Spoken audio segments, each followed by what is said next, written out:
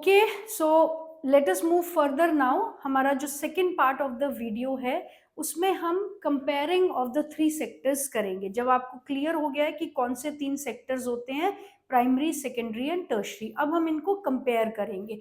Compare करना क्यों जरूरी है यह मैं आपको ऑलरेडी बता चुकी हूँ, ताकि हम इनकी परफॉर्मेंसेस को एनालाइज कर सके कि कौन सा सेक्टर अच्छा कर रहा है, कौन सा सेक्टर खराब किया है, और अगर खराब हुआ है तो किस कारण से खराब हुआ है। दैट मीन्स कौन से सेक्टर में इंप्रूवमेंट आई है, क्या ट्रेंड्स रहे हैं इनकी ग्रोथ के, ग्रोथ किया है या नेगेटिव ग्रोथ दिखाया है। क्लियर? तो हम कंपेयर कर रहे हैं यहाँ पे थ्री सेक्टर्स के। आप देखिएगा, multiple types of things are being produced in our country. कितनी तरीके की एक्टिविटीज हो रही है तीनों सेक्टर्स से जुड़े हुए, कितने सर्विसेज प्रोड्यूस हो रही है, कितने प्रोडक्ट्स प्रोड्यूस हो रहे हैं। तो उनको कंपेयर करना बहुत जरूरी है। और इसके कंपैरिजन में कंपेयर कर हम क्यों करते हैं, आप ये देखिए, थोड़ा सा इसको रीड करते हैं। Various production activities in the primary, secondary and tertiary sector produces a large number of goods and services. How to see how much goods and services are being produced and how many people work in each sector in an economy, there could be one or more sector which are dominant in terms of total production and employment, while in the other sector the small in the size. Right? समझने की क्या बात है कि इतनी सारी activities हमारे sectors में होती है, सर्विसेज प्रोड्यूस हो रही है, अलग अलग तरह के प्रोडक्ट्स प्रोड्यूस हो रहे हैं, कितने लोग किस सेक्टर में काम करते हैं। तो हमें इनको सेक्टर्स को कंपेयर करना जरूरी है on the basis of employment. कौन सा सेक्टर ज्यादा एम्प्लॉयमेंट जनरेट करवाता है और किस सेक्टर में प्रोडक्शन ज्यादा हो रही है, जीडीपी को कौन सा सेक्टर ज्यादा कंट्रीब्यूट कर रहा है। क्लियर?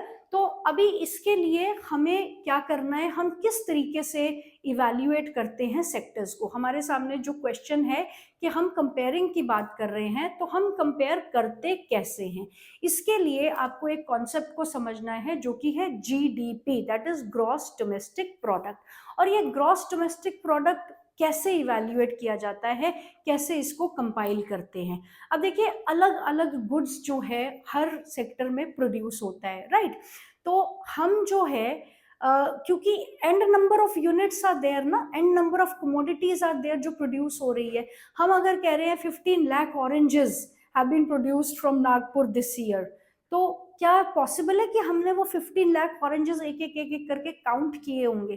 तो ऐसा नहीं हो सकता। इसलिए हम कॉन्सेप्ट लेते हैं वैल्यू ऑफ गुड्स का, value of goods rather than, ये देखिए आप यहाँ पे देखिएगा, that economists suggest that values of goods and services should be used rather than adding up the actual number. अगर 100 टॉफीज प्रोड्यूस किए आपने, तो आप 100 1 2 3 4 100 नहीं काउंट करोगे उसको।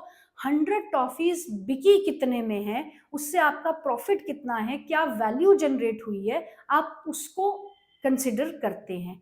क्लियर? एक छोटे से इससे हम इसको जरा पढ़ने समझने की कोशिश करते हैं कि हम कैसे जीडीपी को कैलकुलेट करते हैं, जीडीपी या फिर वैल्यू एडेड वैल्यूज हम किस तरीके से कैलकुलेट करते हैं। राइट? आप सबसे पहले समझिए कि हमें वैल्यूज का कॉन्सेप्ट कहाँ से आया है। सपोजिंग कि आपने हम लेते हैं यहाँ पे 8 kg of wheat, right? 8 kg of wheat. अब कहीं और पर मतलब 8 kg ऑफ वीट जिसकी कॉस्ट आप लगा लो कि ये 20 रुपीज केजी है, राइट? तो कितना केजी हो जाएगा ये? 8 इंटू 20 हो जाएगा आपका 116, ठीक है ना? राइट? 160 rupees KG. तो हम यहाँ पर 8 KG plus 4 KG plus 5 KG हम नहीं करेंगे।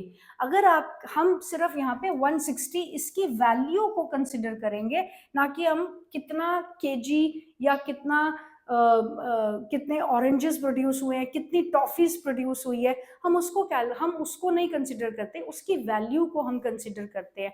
अब आप देखिए, जैसे 5000 चॉकलेट्स हैव बीन प्रोड्यूस्ड, तो 5000 चॉकलेट्स प्रोड्यूस हुई है, 5000 टॉफीज भी प्रोड्यूस हुई होगी, 5000 10,000 और भी कुछ प्रोड्यूस हुआ होगा। तो हम उनको एक एक यूनिट को नहीं कैलकुलेट करेंगे, हम सिर्फ उनकी वैल्यूज को कैलकुलेट करेंगे। जैसे सपोज करो 5000 चॉकलेट्स प्रोड्यूस हुई है, राइट, उसकी वैल्यू थी 10,000, वो 10,000 की बिकी है, वो 10,000 की बिकी है, राइट, और 20,000 टॉफीज प्रोड्यूस हुई है, राइट, टॉफीज प्रोड्यूस हुई है जो बिकी थी 20,000 की ही। तो हम यहाँ पे एक एक एक एक एक एक यूनिट को नहीं कंसिडर कर रहे, हम इनकी वैल्यू को कंसिडर कर रहे हैं, that is 30,000, value of chocolates and toffees together 30,000। Is it clear? सबसे पहले तो आप ये वैल्यू का पॉइंट ऑफ व्यू समझिए। दूसरा, हम जब जीडीपी कैलकुलेट करते हैं तो जीडीपी में हम क्या करेंगे, पहले हमने वैल्यू निकाली प्राइमरी सेक्टर की। सपोज प्राइमरी सेक्टर की टोटल वैल्यू आई 10,000, सारे प्रोडक्ट्स जो प्रोड्यूस हुए हैं प्राइमरी सेक्टर में उनकी वैल्यू आई 10,000, और आपका सेकेंडरी सेक्टर की वैल्यू आ गई अनदर 20,000, राइट, और आपके जो टर्शरी सेक्टर है या सर्विस सेक्टर है उसकी वैल्यू आ गई आपकी अनदर 20,000। क्लियर? तो टोटल आपकी जीडीपी क्या आएगी? Your GDP will be primary plus secondary plus tertiary, that is 20, 20, 40 and then 50,000. Now this will be your gross domestic product, that is your GDP. This will be your GDP, that is gross domestic product. Gross domestic product कैसे calculate हुआ है? Primary sector की value plus secondary sector की value plus tertiary sector की value, ये आपको देगा आपका टोटल जीडीपी। एक और चीज जो इसमें समझने की है, सबसे पहले हम समझ गए कि हम प्रोडक्ट्स कमोडिटीज को इंडिविजुअली नहीं टोटल करते, एक टॉफी, दो टॉफी, तीन टॉफी, चार टॉफी, नो, उनका टोटल वो कितने में बिकी है, उसकी वैल्यू क्या आई है, क्या उसका प्राइस गया है फाइनल, हम उनकी वैल्यूज को लेते हैं। तो हमने पहले प्राइमरी सेक्टर की टोटल वैल्यू ली, सेकेंडरी की वैल्यू ली, टर्शरी की वैल्यू ली, इनको हम सम कर लेंगे टोटल, वो आपको जीडीपी दे देगी, आपकी ग्रॉस डोमेस्टिक प्रोडक्ट। सेकेंड चीज जो आपको इसमें ध्यान रखनी होती है कि हम वैल्यू किसकी लेते हैं, हम इंटरमीडिएट गुड्स की वैल्यू नहीं ली जाती, इज नॉट टेकन। वैल्यू किसकी ली जाती है? फाइनल गुड्स की, फाइनल गुड्स की ही वैल्यू ली जाती है। अब ये इंटरमीडिएट और फाइनल गुड्स का क्या मतलब है? क्लियर? इसको समझना जरूरी है। इंटरमीडिएट गुड्स होते हैं, अब जैसे सपोज करो फॉर एग्जांपल आप केक बना रहे हो, राइट, केक बना रहे हो, वैसे तो मुझे केक के सारे इंग्रेडिएंट्स नहीं पता, लेकिन हम इजी कर देते हैं, बिस्किट बना लेते हैं। ओके, बिस्किट में आपका क्या क्या डलता है? व्हीट डलता है, राइट, आपका ऑयल्स डलते होंगे, देन शुगर डलती है, क्लियर, और बस यही डलता है। ओके, इससे आपका बनता है बिस्किट। क्लियर? आपका बिस्किट बन गया। अब बिस्किट की प्राइस क्या है? आपकी बिस्किट की प्राइस है 50 रुपीज। क्लियर? आपके बिस्किट की प्राइस है 50 रुपीज, जिसमें ये सारे इंग्रेडिएंट्स जो है डले हैं। क्लियर? आप इस 50 रुपीज को कंसिडर करोगे, आप इस 50 रुपीज को कंसिडर करोगे। आप ऐसा नहीं करोगे कि व्हीट के प्राइस हम अलग से लगा रहे हैं और इसके प्राइस हम अलग से लगा रहे हैं, हम 30, 40, 40 पहले यहाँ पर लगाएंगे और 50 फिर हम बाद में ऐड करेंगे, ऐसा नहीं होता। इंटरमीडिएट गुड्स हैं ये और फाइनल गुड है ये, तो हम सिर्फ फाइनल गुड्स के प्राइस लेते हैं, हम इंटरमीडिएट गुड्स के प्राइस नहीं लेते। अब देखो, व्हीट से पहले ये गेहूं, गेहूं भी तो रहा होगा ना जब ये अनप्रोसेस्ड थी, जब इसका फ्लोर बन गया, हम व्हीट नहीं, यहाँ पे फ्लोर लिखेंगे, राइट, हम यहाँ पे फ्लोर लिखेंगे क्योंकि फ्लोर जा रहा है ना बिस्किट में, ना कि व्हीट जा रहा है। तो फ्लोर से पहले ये व्हीट भी तो रहा होगा ना, जब ये खेतों से निकल के आया, तो हमें व्हीट की भी वैल्यू लगानी चाहिए। व्हीट, फिर फ्लोर, फिर ऑयल, फिर शुगर, हम रिपीटेडली एक चीज की वैल्यू बार बार लगा रहे हैं उसकी स्टेजेस के अकॉर्डिंगली, ऐसा नहीं करते। हम सिर्फ फाइनल प्रोडक्ट की वैल्यू लेते हैं। क्यों? क्योंकि इस फाइनल प्रोडक्ट में सारी वैल्यूज ऑलरेडी इंक्लूडेड है। फाइनल वैल्यू में सारे प्राइसेस ऑलरेडी इंक्लूडेड है, इसलिए इसको हम बार बार अकाउंट नहीं करते हैं। तो जब आपकी जीडीपी कैलकुलेट हो रही है, we are only considering the final value of goods and services, not the intermediate value. I hope clear हो गया है आपको ये कॉन्सेप्ट कि किस तरीके से हमने कंपेयर किया है। हमने कंपेयर किया है आपका तीनों सेक्टर्स को, primary sector, secondary sector, tertiary sector की वैल्यूज कैलकुलेट की है, उन तीनों को इकट्ठा करके हमने जीडीपी किया है। जीडीपी जितना आपका, जो आपका फाइनल अमाउंट आएगा ना, वो जितना बड़ा होगा, मतलब आपकी जीडीपी उतनी ही स्ट्रांग है।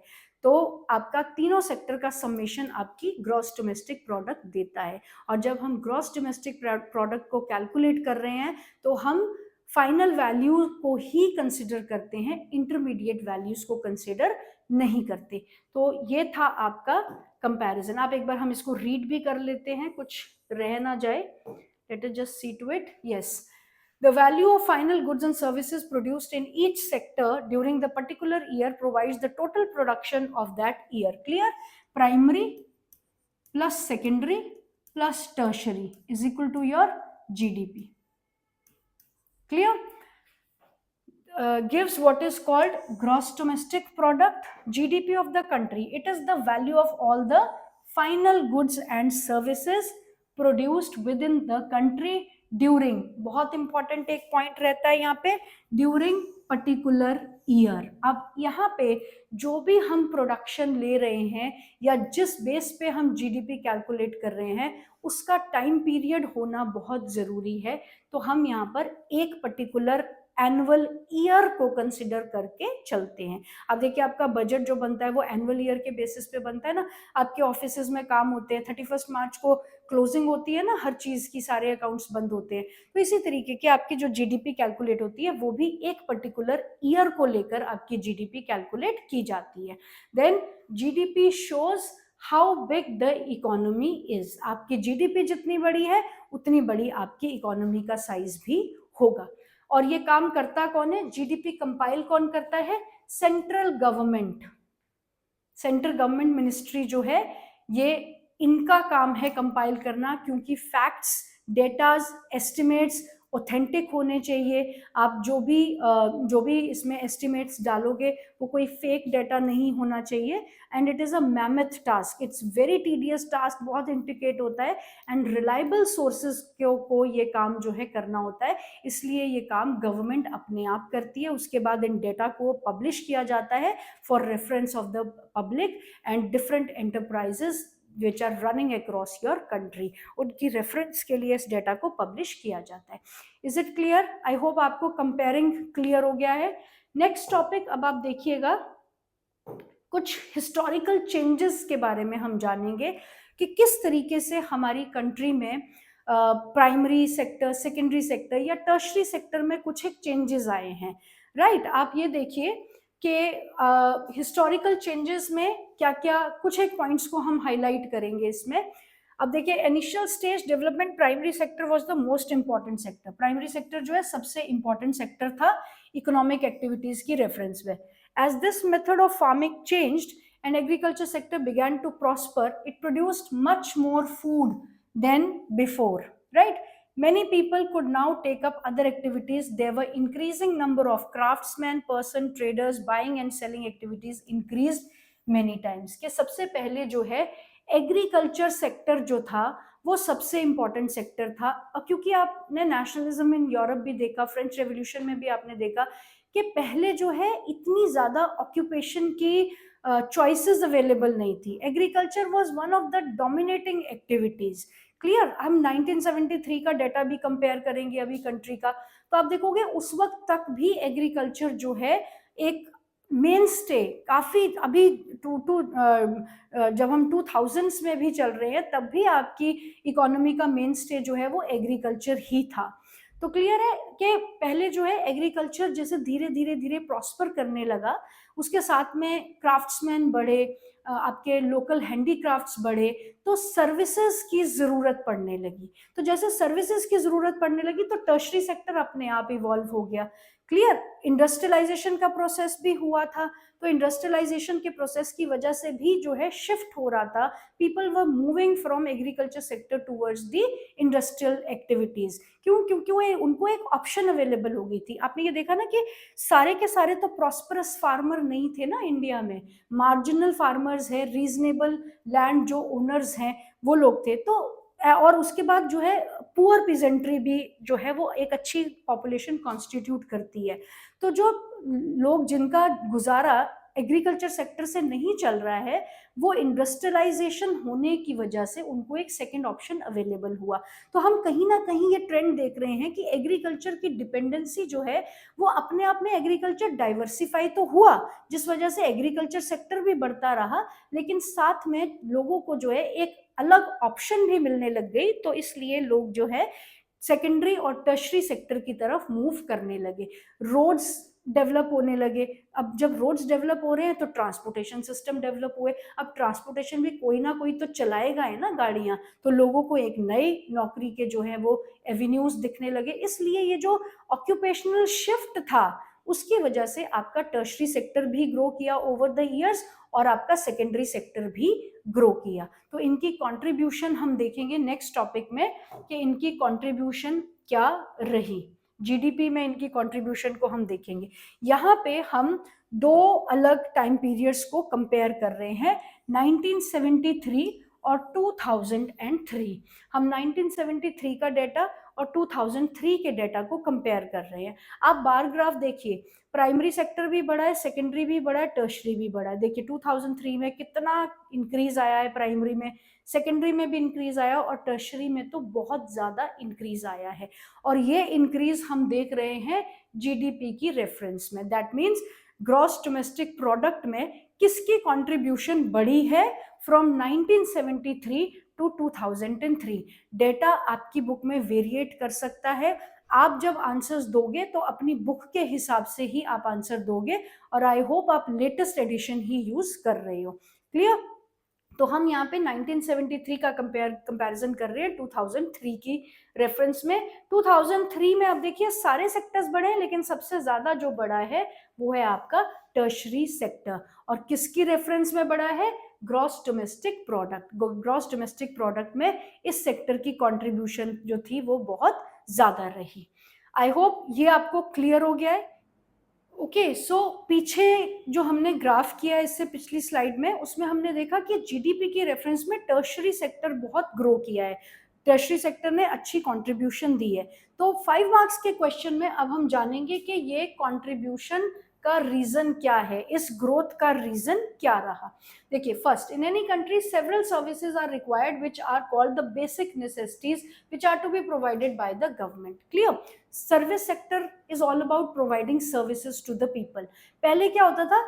रोटी, कपड़ा और मकान, इन चीजों को नेसेसिटीज माना जाता था। लेकिन अब ये नेसेसिटीज की लिस्ट भी आपकी बढ़ गई है, इसमें सैनिटेशन भी है, हेल्थ फैसिलिटीज भी है, एजुकेशन भी है, आपका क्या कहते हैं, safe and clean drinking water भी है। जो पहले लग्जरी हुआ करती थी अब वो नेसेसिटी हो गई है। तो क्योंकि सर्विसेज का जो डायमेंशन है वो बढ़ गया है और गवर्नमेंट को ये सारी सर्विसेज प्रोवाइड करवाना है, इसलिए ये सारा काम जो है वो सर्विस सेक्टर का है। सर्विस प्रोवाइड करना सर्विस सेक्टर का काम है, इसलिए टर्शरी सेक्टर ग्रो कर रहा है, क्योंकि number of types of facilities जो गवर्नमेंट को लोगों को प्रोवाइड करनी है वो बढ़ गई है। तो क्योंकि गवर्नमेंट का एक्टिविटी का स्फेयर बढ़ा है with reference to tertiary sector, तो टर्शरी सेक्टर का काम भी बढ़ता जा रहा है। नेक्स्ट पॉइंट है, the development of agriculture and industry leads to development. ठीक है, आप देखो एग्रीकल्चर सेक्टर भी डेवलप कर रहा है, क्योंकि पहले एग्रीकल्चर ट्रेडिशनल फॉर्म में था, लेकिन अब एग्रीकल्चर मैकेनाइज्ड हो गया है, एग्रीकल्चर की प्रोडक्शन बढ़ रही है। एग्रीकल्चर की जब प्रोडक्शन बढ़ रही है तो इंडस्ट्रीज का काम तो अपने आप बढ़ जाएगा ना, कॉम्प्लीमेंटेरिटी ऑफ सेक्टर्स, कि दोनों सेक्टर्स, तीनों सेक्टर्स रादर एक दूसरे के लिए कॉम्प्लीमेंट्री है। एग्रीकल्चर सेक्टर ग्रो कर रहा है तो इंडस्ट्रियल सेक्टर ग्रो कर रहा है, इंडस्ट्रियल सेक्टर ग्रो कर रहा है तो इंडस्ट्रियल सेक्टर की मशीनरीज जो है वो एग्रीकल्चर सेक्टर डिमांड कर रहा है। तो एक सेक्टर का राइज होना दूसरे सेक्टर के राइज को भी डिटरमिन करता है, और अगर एग्रीकल्चर और सेकेंडरी सेक्टर बढ़ रहे हैं तो टर्शरी सेक्टर तो अपने आप बढ़ेगा ही बढ़ेगा। Clear? Then increase level of income, क्योंकि अपॉर्चुनिटीज, चाहे गवर्नमेंट एम्प्लॉयमेंट जो सरकारी जॉब्स है वो इतनी नहीं बढ़ सकती। क्लियर, ये बहुत बड़ी मतलब क्लियर सी बात है कि इतनी बड़ी पॉपुलेशन को हर आदमी को गवर्नमेंट जॉब तो नहीं दी जा सकती ना। तो स्किल बेस्ड काम जो है लोग कर रहे हैं, अपने सेल्फ बिजनेसेस खोल रहे हैं, सेल्फ हेल्प ग्रुप आपने पढ़ना है, ये अभी इकोनॉमिक्स के 3rd चैप्टर में आप पढ़ोगे। गांव में लोग जो है अपने आप को ऑर्गेनाइज करते हैं ग्रुप्स में और अपनी खुद की मदद करके अपने अपने छोटे छोटे बिजनेसेस चला रहे हैं। तो जिस वजह से लोगों की इनकम लेवल्स जो हैं वो बढ़नी शुरू हो गई है। और आप देखोगे जिस जैसे लाइफ के पैटर्न्स चेंज हो रहे हैं ना, तो जिन चीज़ों को हम पहले लग्जरी कंसिडर करते थे अब वो सबके लिए नेसेसिटी हो गई है। तो इनकम लेवल्स बढ़ने के कारण लोग जो हैं अपनी इनकम का एक पार्ट जो है वो अपनी लाइफ की क्वालिटी को इम्प्रूव करने पर स्पेंड करते हैं। और क्वालिटी ऑफ लाइफ कैसे आती है? अब देखिए सैटरडेज वीकेंड्स पे लोग जो हैं अब तो वैसे ही ऑफिसेज ही 5 डे वीक काम करते हैं ना, तो सैटरडे या संडे लेजर टाइम एक्टिविटीज पे स्पेंड करते हैं लोग। अच्छा खासा पैसा जो है मॉल्स एंड मल्टीप्लेक्सेस में या फिर फैमिली को टूर पे ले जाना, तो ये सारा काम किसका है? ये सारा काम जो है टर्शरी सेक्टर के अंडर आता है। तो इंक्रीज लेवल ऑफ इनकम की वजह से भी आपका टर्शरी सेक्टर जो है बढ़ रहा है। Then certain new services such as those based on information and communication technology have become important and essential। आपकी टर्शरी सेक्टर का सेक्टर टेक्नोलॉजिकली अपने आप एडवांसमेंट हुई है। उसमें आप देखिए कम्युनिकेशन है, आपकी जितनी भी टेक्नोलॉजी की रेफरेंस है वो सारा ही टर्शरी सेक्टर का काम है। आपका सोशल मीडिया प्लेटफॉर्म, कम्युनिकेशन के डिफरेंट मोड्स आए हैं, तो ये सारा ही टर्शरी सेक्टर के अंडर आता है। तो टर्शरी सेक्टर आपका इसलिए भी ग्रो कर रहा है। Then we have changed mindset of people. Changed mindset of people क्या कहता है? आपके पहले सोशल डिलेमास थे, सोशल डिलेमास या फिर आपके प्रेजुडिस थे सोसाइटी में regarding male child and female child. तो पहले क्या होता था कि for female child number of family size जो है वो इंक्रीज करते रहते थे। अभी ऐसा कुछ नहीं है। Parents are very happy if they have 2 girl child, whether they have 1 boy or 1 girl, it is not at all a question। Clear? तो क्योंकि उनका माइंडसेट चेंज हो गया है, they like to spend more on quality of life rather than quantity of family। is it clear? तो change mindset भी कहीं ना कहीं, और इसमें चेंज माइंडसेट में जब आपकी रिक्रिएशनल फैसिलिटीज आती है, टूरिज्म को बढ़ावा देना, ये सारी चीजें आपकी टर्शरी सेक्टर के अंडर ही आती है, सर्विसेज में आता है। तो इसलिए टर्शरी सेक्टर बढ़ रहा है। Quality of life, age of life, आप क्वालिटी लाइफ जीना चाहते हो तो जो क्वालिटी ऑफ लाइफ या एज ऑफ लाइफ कैसे आएगा? आप देखोगे अभी ये आपका मॉनसून का सीजन ओवर हो जाता है, उसके बाद आपका दिवाली शुरू हो जाता है ना। दिवाली के टाइम में आपने देखा घरों में सफाइयाँ होती है, तो पहले क्या होता था, अपने आप पूरे घर की सफाई हो रही होती थी। आजकल क्या होता है, अर्बन क्लैप वालों को एक बार फोन करो और आपके घर में सर्विसेज प्रोवाइड हो रही है। एसी खराब हो रहा है तो एसी की सर्विसिंग वाला घर पे आ रहा है। वॉशिंग मशीन खराब होगी, वॉशिंग मशीन ठीक करने वाला घर पर आ रहा है। तो ये एज ऑफ लाइफ, एज मतलब इजीनेस इन लाइफ जो है आज लोग चाहते हैं, जिसके लिए they are ready to pay in return to the services. Services के लिए पे करना वो चाहते हैं, दे आर रेडी टू पे, क्योंकि वो कंफर्टेबल लाइफ जीना चाहते हैं। इसलिए आपका और ये सारा काम किसका है? सर्विस सेक्टर का। तो सर्विस सेक्टर इसलिए आपका बढ़ता चला जा रहा है। आई होप आपको ये क्लियर हो गया है। तो ये आप 5 नंबर के क्वेश्चन में यहाँ से हम करेंगे कि why tertiary sector is growing and its contribution with reference to GDP. Clear? Next आप देखेंगे, नेक्स्ट में हम एक और कंपैरिजन करें। ये प्रीवियस ग्राफ ही है जिसमें आपने share of sectors in GDP जो हमने अभी किया है, हमने क्लियरली देखा कि टर्शरी वाला सेक्टर जो है वो सबसे ज्यादा ग्रो किया है। ग्रो प्राइमरी कम हुआ है और आपका सेकेंडरी जो है वो भी ग्रो किया है। तो टर्शरी क्यों ग्रो किया है, हमने रीजन इसका देख लिया है। नेक्स्ट ग्राफ जो आपका कंपैरिजन में है वो है share of sectors with reference in reference to employment. Employment की रेफरेंस में क्या शेयर है? अब आप देखिए, आपको एक सरप्राइज मिलेगा। टर्शरी सेक्टर ग्रो कर रहा था ना जीडीपी में, अभी आप यहाँ पे देखिए टर्शरी सेक्टर ग्रो हुआ है लेकिन बहुत ज्यादा नहीं ग्रो हुआ है। सेकेंडरी सेक्टर देखिए ग्रो हुआ है, और आपका प्राइमरी सेक्टर अभी भी आप 1973 में देखिए प्राइमरी सेक्टर बहुत बड़ा एम्प्लॉयर था, सेकेंडरी सेक्टर ठीक था, उससे बड़ा एम्प्लॉयर टर्शरी सेक्टर था। लेकिन 2000 में ट्रेंड देखिए, प्राइमरी सेक्टर कम हुआ है, सेकेंडरी सेक्टर बड़ा है, टर्शरी सेक्टर भी बड़ा है लेकिन उतना ज्यादा नहीं बड़ा। और 2000 के डेटा के हिसाब से देखिए तो प्राइमरी सेक्टर ही सबसे बड़ा एम्प्लॉयर है अभी भी। तो ऐसा क्यों है कि जब टर्शरी सेक्टर जीडीपी में सबसे बड़ी कंट्रीब्यूशन दे रहा है तो प्राइमरी सेक्टर एम्प्लॉयर सबसे बड़ा कैसे है? क्लियर?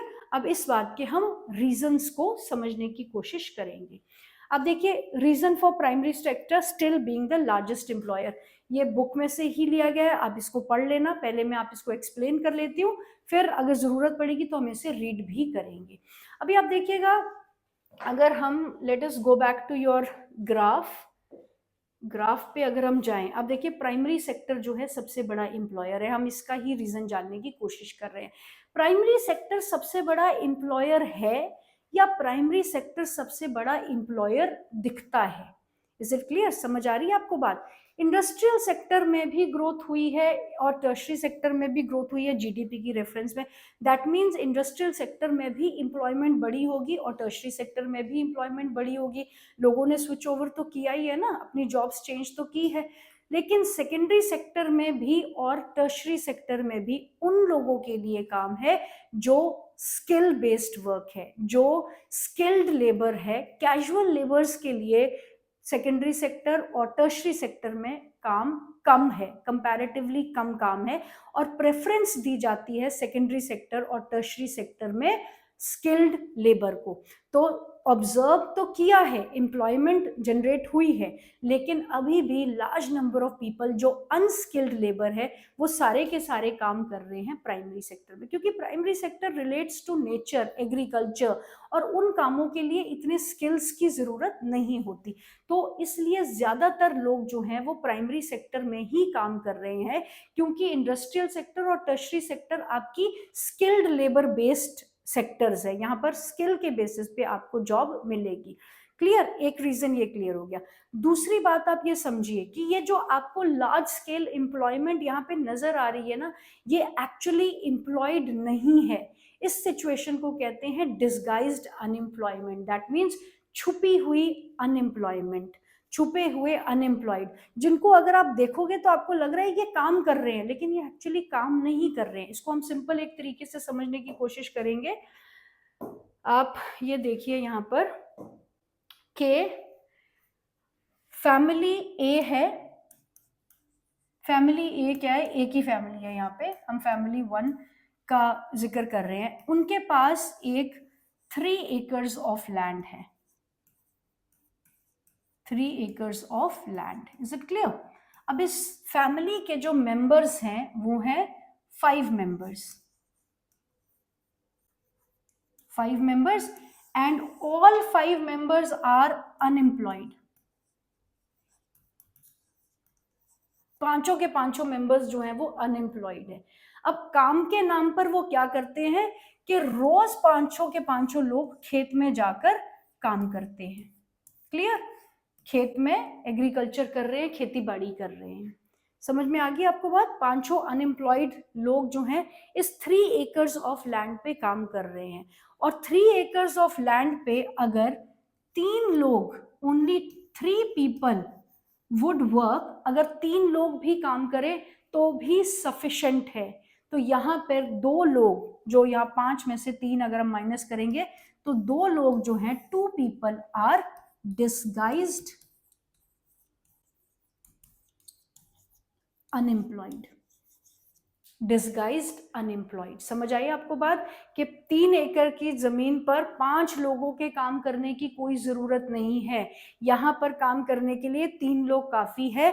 ये 2 लोग जो हैं इनको हम कहेंगे डिसगाइज्ड अनएम्प्लॉयड।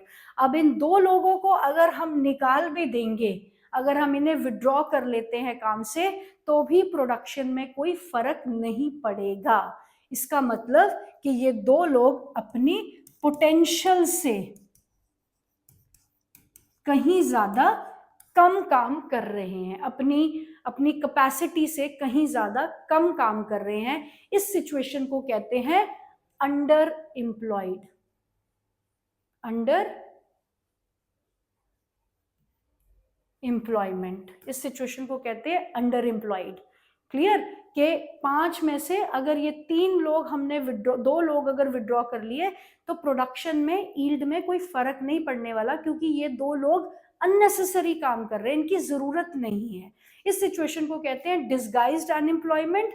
और क्योंकि ये 2 लोग अपनी पोटेंशियल से कम काम कर रहे हैं, इन्हें हम अंडर एम्प्लॉयड भी कहते हैं, under employed and disguised unemployed.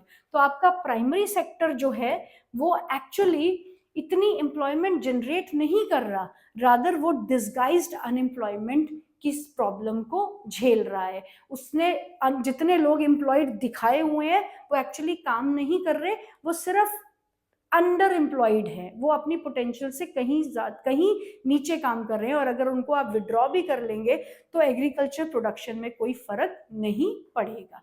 I hope आपको ये दोनों ग्राफ्स क्लियर हो गए होंगे, जीडीपी एंड जीडीपी में टर्शरी सेक्टर की एम्प्लॉयमेंट, सॉरी कंट्रीब्यूशन, और यहाँ पर प्राइमरी सेक्टर की contribution towards employment, not actually employing, rather only showing that it has employed large number of people. अब जो हमारा इस, आई थिंक इस वीडियो का लास्ट पार्ट है ये हमारा, यस इस वीडियो का लास्ट पार्ट है। हमने जब प्रॉब्लम जान ली कि एग्रीकल्चर सेक्टर में डिसगाइज्ड अनएम्प्लॉयमेंट की एक बहुत बड़ी प्रॉब्लम है, तो इसका सॉल्यूशन भी देना पड़ेगा हमारे को। इसका सॉल्यूशन क्या है? Number 1, government can spend money on banks and provide loan, that means credit availability. सबसे बड़ी प्रॉब्लम है आपका पैसा। अगर आपके पास पैसा है तो आप अपने लिए, जाहिर सी बात है, अपने लिए आप कोई ना कोई सोर्स ऑफ इनकम जनरेट कर सकते हो। तो अगर पैसा नहीं है तो हमें लोन अगर इजीली मिल जाए तो वो भी बहुत बड़ी प्रॉब्लम को सॉल्यूशन देता है। तो government should ensure that banks जो हैं वो प्रॉपर लोन्स जो हैं लोगों को टाइमली प्रोवाइड करें। नेक्स्ट है कंस्ट्रक्शनल एक्टिविटीज। कंस्ट्रक्शनल एक्टिविटीज जैसे आप देखो गवर्नमेंट प्रोजेक्ट्स होते हैं ना, कहीं गाँव में या शहरों में, आपने देखा है मेट्रो ब्रिजेस बन रहे होते हैं, या फिर गाँव में कोई स्कूल की कंस्ट्रक्शन हो रही है, कोई हेल्थ सेंटर बन रहा है, कोई डिस्पेंसरीज बन रही है, या कोई ऑफिस बन रहा है, तो उनकी, या रोड्स ही मेंटेन हो रहे हैं, तो उनकी कंस्ट्रक्शन में जब लेबर की ज़रूरत रहती है तो हम इस तरीके के अनएम्प्लॉयड लोगों को वहाँ पर काम देके उन्हें एटलीस्ट कुछ साल, कुछ टाइम के लिए उन्हें हम उनकी वेजेस जो हैं वो अवेलेबल करवा सकते हैं। थर्ड है invest money in activities like transportation and storage of crops और मेक्स बेटर रूरल रोड्स। आपका ट्रांसपोर्टेशन बढ़ेगा। ट्रांसपोर्टेशन मीन्स अगर आपके रोड्स अच्छे हो जाएंगे तो ट्रांसपोर्टेशन सर्विसेज के रिगार्डिंग लोग जो हैं वो ट्रांसपोर्टेशन फैसिलिटीज देंगे और उनको भी काम मिलेगा। टैक्सी पर्पस के लिए रोड्स का यूटिलाइज होगा, टैक्सीज चलेगी तो जो जिसकी टैक्सी है उसका भी काम, उसको भी काम मिल जाएगा। स्टोरेज ऑफ क्रॉप्स या फिर रूरल रोड्स को बेटर बनाना। रूरल रोड्स बेटर होगी अगर कनेक्टिविटी विलेजेस की अच्छी हो जाएगी, रूरल रोड्स बेटर हो जाएगी तो आप देखिएगा कि आना जाना भी इजी हो जाता है। तो जो लोग गांव में कंसंट्रेटेड है वो शहर में इजीली मूव कर सकते हैं ओनली फॉर वर्क पर्पस, और शहर में जो है एम्प्लॉयमेंट अपॉर्चुनिटीज काफ़ी बेटर रहती है। थर्ड में आप देखिएगा provide cheap agriculture credit to the farmers for improving the farming. Cheap credit availability agriculture की रेफरेंस में आपको आसानी से जो है, जो रिक्वायर्ड अमाउंट रहता है फार्मर्स को, वो अवेलेबल होना चाहिए through the loan activities. Identify and promote locate industries and services in semi rural areas where large number of people may be employed. ऐसी ऐसी छोटी इंडस्ट्रीज लगाई जाए, स्मॉल स्केल बिजनेसेस या कॉटेज इंडस्ट्रीज जैसी चीज़ों को जो है प्रमोट किया जाए, जिससे गांव के गांव में ही एम्प्लॉयमेंट जनरेट हो और गांव वालों को कहीं दूर ना जाना पड़े। सेल्फ हेल्प ग्रुप, कोऑपरेटिव के बेसिस पे जो है काम किया जाना चाहिए ताकि लोगों को मदद मिल सके अपने खुद के काम स्टार्ट करने के लिए। Then opening a cold storage. Cold storage रहेगी, मतलब कोल्ड स्टोरेज क्या होता है, आपकी जो फसलें हैं उनको बिना खराब हुए आप अगर लंबे समय तक स्टोर कर सकते हो तो आपको एक मल्टीपल क्रॉपिंग करने का फायदा होगा। आप आपको सीजनैलिटी पे नहीं डिपेंड करना पड़ेगा। सीजनल नेचर होता है ना एग्रीकल्चर में काम का, कि सीजनली एग्रीकल्चर में काम होता है, एक टाइम रहता है जब फार्मर फ्री होता है। तो अगर मल्टीपल क्रॉपिंग कर पाएंगे, मल्टीपल क्रॉपिंग कब कर पाएंगे, जब आपको पता है कि हमारी फसलें खराब नहीं होगी, हम इन्हें स्टोर करके रख सकते हैं। तो आप देखिए इन स्टोर की जब कंस्ट्रक्शन होगी तब भी एम्प्लॉयमेंट जनरेट होगी, और जब ये स्टोर्स बन जाएंगे तब भी फार्मर्स को मल्टीपल क्रॉपिंग वो कर पाएंगे। तो मल्टीपल क्रॉपिंग से उनकी जो है इनकम बढ़ जाएगी। देन उसके बाद है आपका process vegetable agriculture products and then tourism. आप अलग अलग तरीके के काम जो है गांव में स्टार्ट करवा सकते हो। अगर आपका गांव एक अच्छी सीनरी है जहां पर अच्छा कुछ देखने लायक है, तो वहां पे आप टूरिज्म को प्रमोट कर सकते हो। छोटे छोटे स्मॉल स्केल बिजनेसेस जैसे आप फिशरीज डेवलप कर सकते हो, कॉटेज इंडस्ट्री डेवलप कर सकते हो, या फिर हनी कलेक्शन सेंटर होता है गांव में, देखा आपने जगह जगह बॉक्सेस रखे होते हैं ना जिसमें हनी बीज रखी जाती है, तो वो वहाँ का प्योर हनी को जो है कलेक्ट करके फिर उन्हें शहरों में बेचा जाता है, अच्छे दाम जो है गवर्नमेंट उसमें दे अगर लोगों को। तो इस तरीके के छोटे छोटे बिजनेसेस डेवलप करके काफी हद तक अनएम्प्लॉयमेंट या डिस्गाइज्ड अनएम्प्लॉयमेंट की प्रॉब्लम जो है वो सॉल्व की जा सकती है। क्योंकि ये पॉसिबल है ही नहीं कि सबके सबको गवर्नमेंट जॉब अवेलेबल करवाई जाए। तो इस तरीके के छोटे छोटे स्टेप्स लेकर जो है गवर्नमेंट अपने लेवल पे, छोटे छोटे लेवल्स पे ही गांव वालों को छोटा छोटा काम अवेलेबल करवा के उन्हें उनकी लाइवलीहुड, एक रीजनेबल लाइवलीहुड जो है वो गारंटी करवा सकती है। आई होप यहाँ तक आपको क्लियर हो गया है। और उसके बाद जो हमारा लास्ट टॉपिक है इस वीडियो का, that is national rural employment guarantee act. अब देखिए ये एक्ट 2005 में, जिसे कि हम नरेगा कहते हैं, ऐसी एक और स्कीम थी जिसे मनरेगा भी कहते हैं, राइट। तो नरेगा, सबसे पहले तो ये 1 मार्क क्वेश्चन ही आता है, what is full form of NREGA? NREGA, that is national rural employment guarantee act. और किस साल में ये पास हुआ है? 2005 में, राइट। दो तो आपके ये क्वेश्चन हो गए, और पूरा का पूरा क्वेश्चन या तो शॉर्ट नोट आता है इसमें 3 मार्क्स का, या फिर डिटेल्ड क्वेश्चन आता है 5 मार्क्स का, राइट। अब नेशनल गारंटी क्या है? National rural employment guarantee act क्या कहता है कि जहां पर लोग, सबसे पहले तो आप डिफाइन करो कि अनएम्प्लॉयड किसे कहते हैं। अनएम्प्लॉयड उसे कहते हैं the person who is willing to work at the prevailing wage rate but is not able to get the work, therefore he is unemployed। मतलब कि अनएम्प्लॉयड वो होता है जो काम तो करना चाहता है, जो उस वक्त वेज रेट उसको मिल रहा है उस पे वो काम तो करना चाहता है, लेकिन काम ही अवेलेबल नहीं है, जिसकी वजह से वो बेरोजगार है।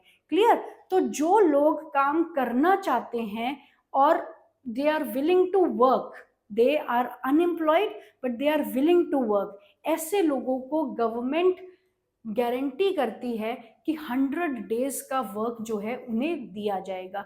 छोटी मोटी जो भी कंस्ट्रक्शन वर्क है गांव में, कोई ना कोई काम, या शहरों में भी कोई ना कोई काम जो है, रूरल, यहाँ पे सॉरी गांव की ही बात हो रही है, शहरों की बात नहीं हो रही है, तो ये रूरल एरिया की गारंटी स्कीम है कि कम से कम 100 दिन का गारंटीड वर्क उन्हें प्रोवाइड किया जाएगा गवर्नमेंट द्वारा। और अगर गवर्नमेंट फेल हो जाती है इस काम में, गवर्नमेंट उन्हें 100 डेज का काम नहीं प्रोवाइड करती, तो उन्हें अनएम्प्लॉयमेंट अलाउंसेस दिए जाएंगे उन लोगों को। Is it clear? ये आपका नरेगा है, 2005 में ये एक्ट आया था, राइट टू वर्क के अंडर इस एक्ट को पास किया गया है, रूरल एरियाज के लिए है, जिसमें गारंटी किया जाता है 100 days of work to every unemployed person who is willing to work, जो काम करना चाहता है। जो अपनी मर्जी से घर पे बैठा है कि मुझे काम करना ही नहीं है और अपने आप को कहता है मैं अनएम्प्लॉयड हूँ, तो वो अनएम्प्लॉयड नहीं होते। आई होप आपको यह टॉपिक क्लियर हो गया है। इसमें हमने क्या किया, हमने पहले कंपेयर किया है प्राइमरी, सेकेंडरी और टर्शरी सेक्टर को। हमने समझा कंपेयर करना जरूरी क्यों है, फिर किस तरीके से कंपेयर कर सकते हैं, हम वैल्यूज कैलकुलेट करते हैं अलग अलग सेक्टर्स की on the basis of the value of goods produced in each sector. उन वैल्यूज को हम टोटल करते हैं तो हमारा जीडीपी आता है। जितना आपका जीडीपी बड़ा होगा उतनी स्ट्रांग आपकी इकोनॉमी होगी। फिर हमने देखा टर्शरी सेक्टर जीडीपी में कितना कंट्रीब्यूट कर रहा है, ज़्यादा कंट्रीब्यूट कर रहा है, ट्रेंड्स जो हैं वो इम्प्रूव हुए हैं टर्शरी सेक्टर के।